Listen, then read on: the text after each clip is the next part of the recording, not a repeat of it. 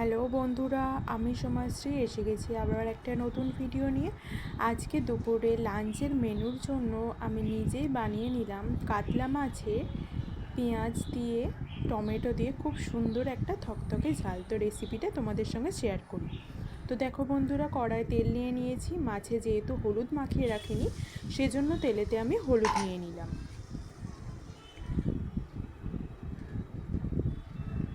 হলুদ দেওয়ার পরে মাছগুলো এভাবেই আমি একে একে ছেড়ে দিচ্ছি। দেখতে পাচ্ছ বন্ধুরা, কাতলা মাছগুলো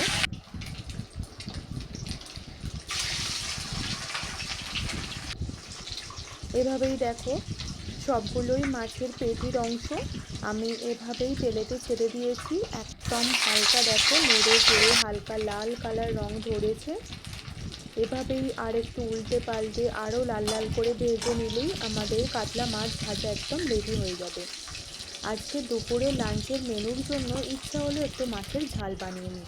কাতলা মাছের তো পেটি দেখেই ইচ্ছে হলো যে পেঁয়াজ টমেটো দিয়ে থকথকে করে একটা মাছের ঝাল বানিয়ে নিই, যেটা গরম ভাতের সঙ্গে না খুব ভালোভাবে জমে যাবে। তো দেখো বন্ধুরা, মাছগুলো অনেকটাই লাল লাল হয়ে এসেছে।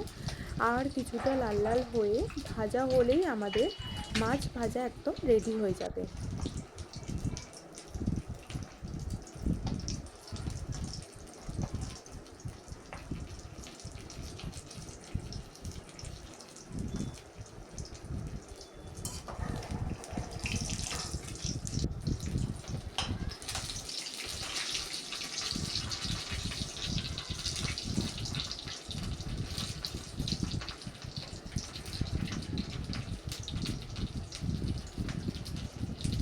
তো দেখো বন্ধুরা, মাছ ভাজা একদম রেডি।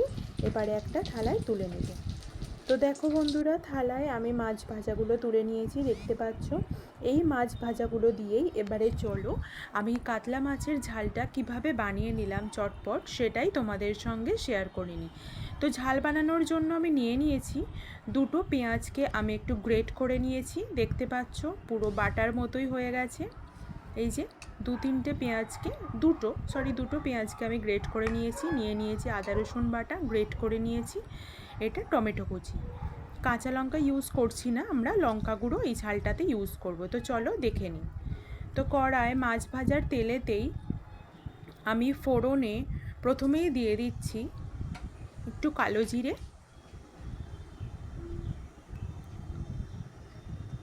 ফোড়নটা দিয়ে দেওয়ার কিছুক্ষণ পরেই দিয়ে দেব আগে থেকেই যে গ্রেট করে নিয়েছিলাম যে পেঁয়াজটা, সেই পেঁয়াজ বাটাটা এইবার আমি তেলেতে দিয়ে দেব।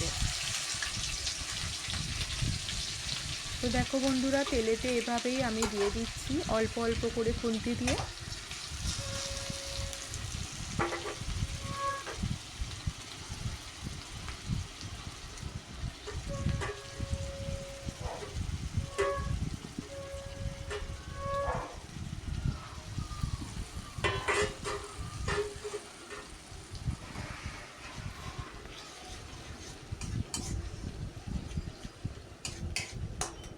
এবারে তেলের সঙ্গে ভালোভাবে পেঁয়াজটাকে এভাবেই কষতে থাকবো যতক্ষণ না পর্যন্ত এর কাঁচা একটা গন্ধ, পেঁয়াজের যে কাঁচা একটা গন্ধ থাকে সেটা যতক্ষণ না পর্যন্ত চলে যাচ্ছে আমি এভাবেই নাড়াচাড়া করে কষিয়ে নেব।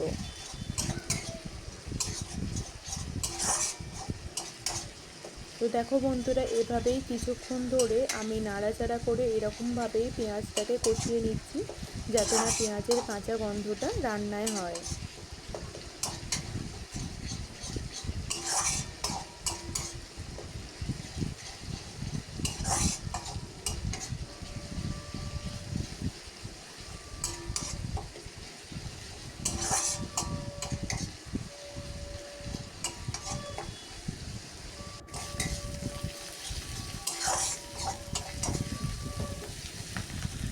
তো দেখো বন্ধুরা, কষার কিছুক্ষণ পরে আমি দেখলাম যে পেঁয়াজগুলো হালকা ব্রাউন কালার ধরেছে, দেখতে পাচ্ছ তোমরা।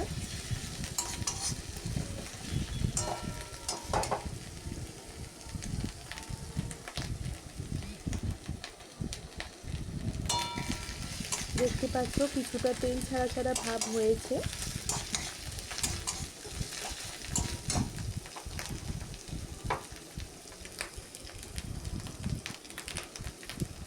এরপর এটাতে দিয়ে দিচ্ছি গ্রেট করা রসুন।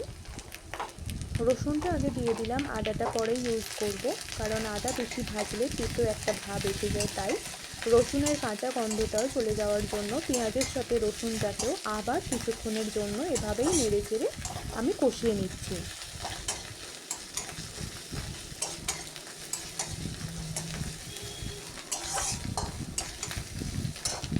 এভাবেই নেড়ে ছেড়ে প্রায় কিছুক্ষণ পেঁয়াজ ও রসুনকে ভালোভাবে কষিয়ে নেব, যাতে পেঁয়াজ ও রসুনের কাঁচা একটা গন্ধ সেটা চলে যায়।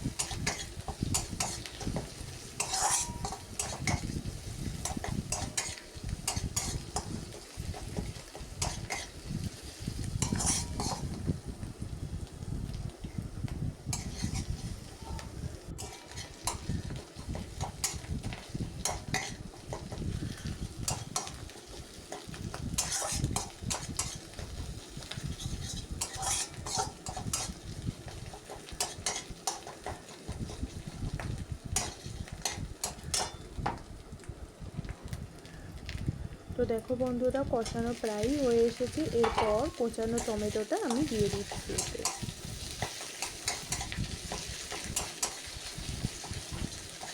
একদম ছোট ছোট করে কুচিয়ে নিয়েছিলাম টমেটো, যাতে টমেটোটাও ভালো করে পেঁয়াজের সাথে বয়েল হয়ে যায়।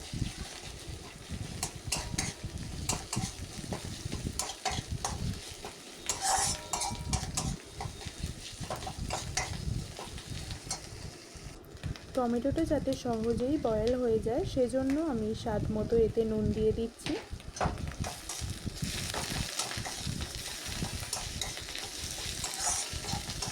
যাতে টমেটোটা সহজেই বয়েল হয়ে যায়। এখনকার টমেটোটা খুব শক্ত থাকে, তো সেই জন্যই আমি টমেটোতে নুন দিয়ে দিলাম স্বাদ মতো, যাতে সহজেই খুব বয়েল হয়ে যায়।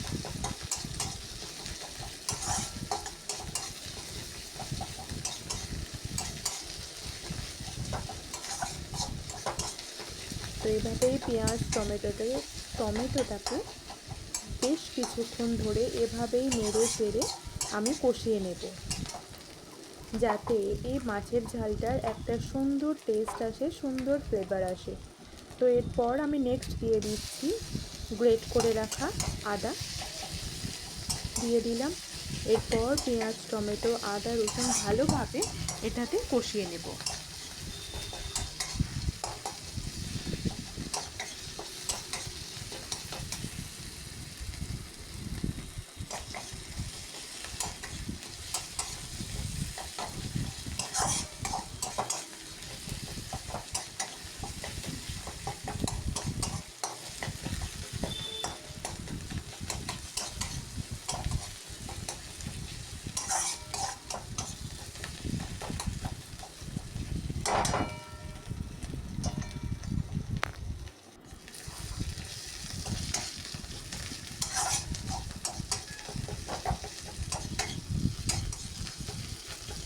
তো দেখো বন্ধুরা, বেশ কিছুক্ষণ নাড়াচাড়া করার পর দেখলাম যে টমেটোটা একদম বয়েল হয়ে গেছে।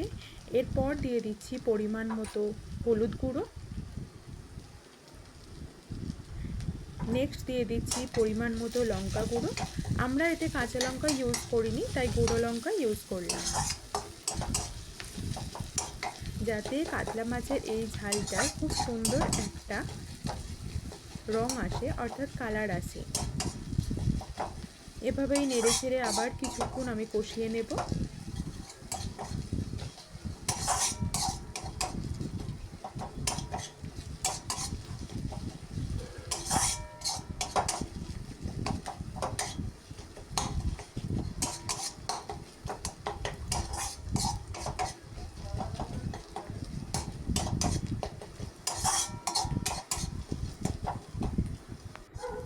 দেখো বন্ধুরা, কষানো প্রায়ই হয়ে এসেছে। দেখতে পাচ্ছ তেল ছাড়া ছাড়া ভাব হয়ে এসেছে।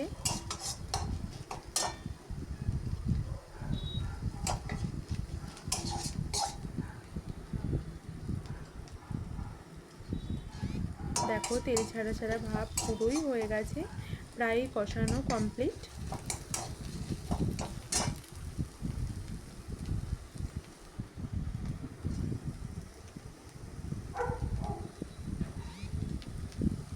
হয়ে যাওয়ার পর, কষানো কমপ্লিট হয়ে যাওয়ার পর এতে পরিমাণ মতো এবারে জল দিয়ে দিচ্ছি।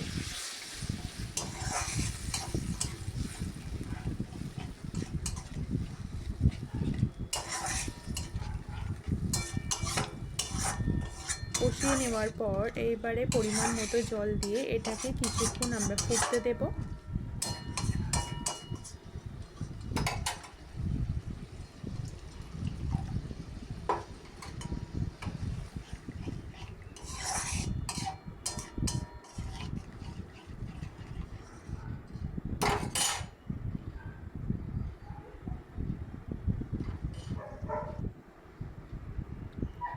তো এবারে এটাকে আমরা ফুটতে দেব। সেই জন্যই ফোটার জন্যই একটা থালা এতে ঢাকা দিয়ে দিলাম, যাতে সহজেই ফুটে যায়।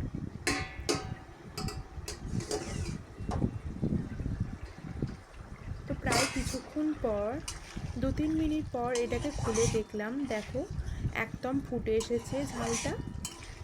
দেখতে পাচ্ছ কতটা সুন্দর কালার হয়ে গেছে, কতটা সুন্দর একটা কালার ধরেছে।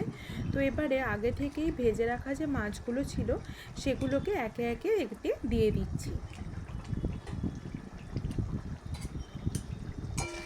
দেখতে পাচ্ছ বন্ধুরা, আগে থেকেই যে ভেজে রাখা মাছ আমি তুলে রেখেছিলাম সেই ভাজা মাছগুলোকে এবারে দিয়ে দিলাম। দিয়ে ভালো করে ঝালের সঙ্গে মাছগুলোকে নেড়ে ছেড়ে এটাকে আবার কিছুক্ষণের জন্য ফুটতে দেব, যাতে কাতলা মাছের এই ঝালটার একটা সুন্দর ফ্লেভার ও টেস্ট আসে। তো সেজন্য আমি আবার কিছুক্ষণের জন্য ঢেকে দিলাম। তো কিছুক্ষণ পরে ঢাকনা খুলে দেখলাম, দেখো মাছের ঝাল একদম রেডি। কতটা সুন্দর কালার হয়েছে, কতটা সুন্দর দেখতে হয়েছে। দেখতে পাচ্ছ বন্ধুরা, আমাদের দুপুরের লাঞ্চ মেনু কাতলা মাছের এই যে পেঁয়াজ টমেটো দিয়ে থকথকে একটা ঝাল একদম রেডি হয়ে গেছে। দেখো, দেখেই মনে হচ্ছে কতটা সুন্দর টেস্টি হয়েছে, তাই না?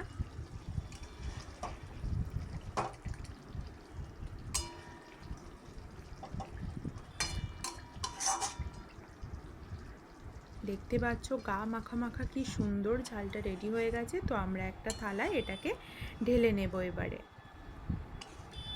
দেখো বন্ধুরা, কতটা থিকনেস এসেছে ঝালটার মধ্যে।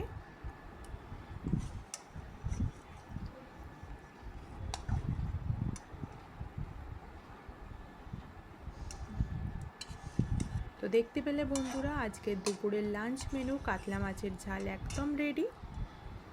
কত সহজে কত চটপট করে বানিয়ে নিলাম আজকে কাতলা মাছের ঝালটা। তো দেখো বন্ধুরা, একটা থালায় আমি সেই ঝালটাকে ঢেলে নিয়েছি। তো বন্ধুরা, দেখেই নিলে তোমাদের এই ভিডিও কেমন লাগলো অবশ্যই কমেন্টে জানিও। আমার চ্যানেলে লাইক দিও। এরকম আরও ভালো ভালো ভিডিও দেখার জন্য এবং পাওয়ার জন্য প্লিজ আমার চ্যানেলটিকে সাবস্ক্রাইব